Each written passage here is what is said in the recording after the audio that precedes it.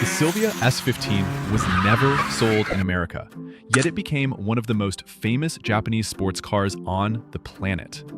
No Super Bowl ads, no official US dealerships, no global launch campaign, just turbocharged reputation and pure street credibility.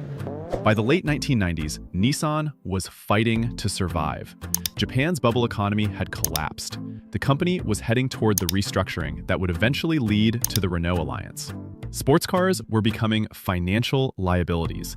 Insurance costs were climbing. Emissions regulations were tightening. The golden age of affordable performance was closing fast. The Supra was nearing its final years.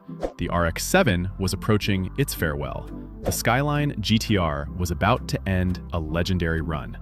And in the middle of that transition, Nissan released one last love letter to enthusiasts: the Silvia S15. This wasn't just another facelift, it was a closing statement. Shorter, lower, wider, sharp headlights, a planted stance, a body that looked engineered for both wind tunnels and midnight street runs. But the real magic lived under the hood. The heart of the legend, the SR20DET.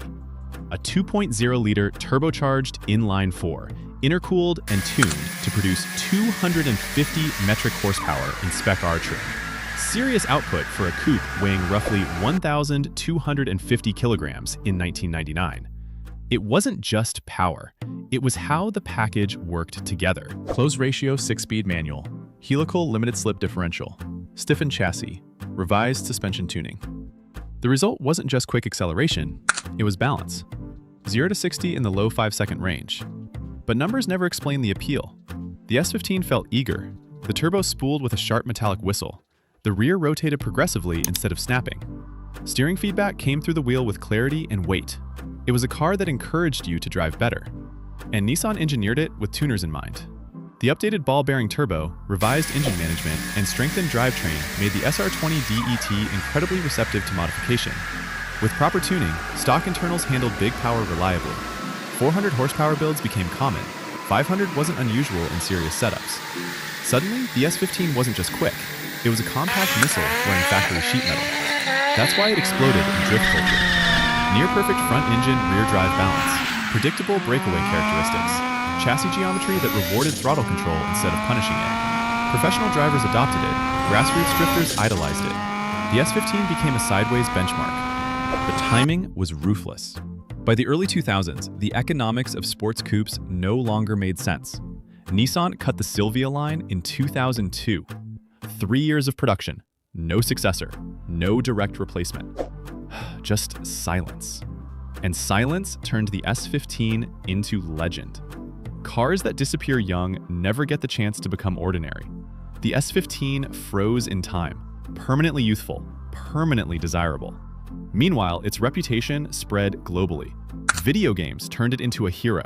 Gran Turismo, Need for Speed, Midnight Club. Entire generations learned the S15 digitally before ever seeing one in person. The car America couldn't buy became the car America wanted most. And the market reacted. What started as an affordable Japanese coupe is now collector territory. Clean Spec-R examples climb in value every year. Low-mile cars trade like curated artifacts. The irony is perfect. A machine built for sideways abuse, now preserved behind glass. But the S15's legacy isn't just rarity. It represents the end of a philosophy. Lightweight, turbocharged, rear-wheel drive, manual transmission. A formula that defined the 1990s and quietly faded in the 2000s. Modern performance cars are faster, smarter, packed with electronics that correct every mistake. The S15 trusts the driver instead. It rewards skill, punishes arrogance, and communicates through every vibration and tire squeal. That connection is why it still matters. Not as nostalgia, not as hype, but as a benchmark. The final chapter of Nissan's classic sports coupe lineage. The last Silvia. The closing note of a mechanical symphony that began in the 1960s. And whenever enthusiasts debate the greatest Japanese drivers' cars, the S15 is always there. Not because it was the fastest, not because it was the rarest, but because it captured a moment when engineering, culture, and attitude aligned perfectly. A car built at the edge of collapse that somehow became immortal. And the real question isn't why the S15 is loved. It's whether any manufacturer will take that kind of risk again.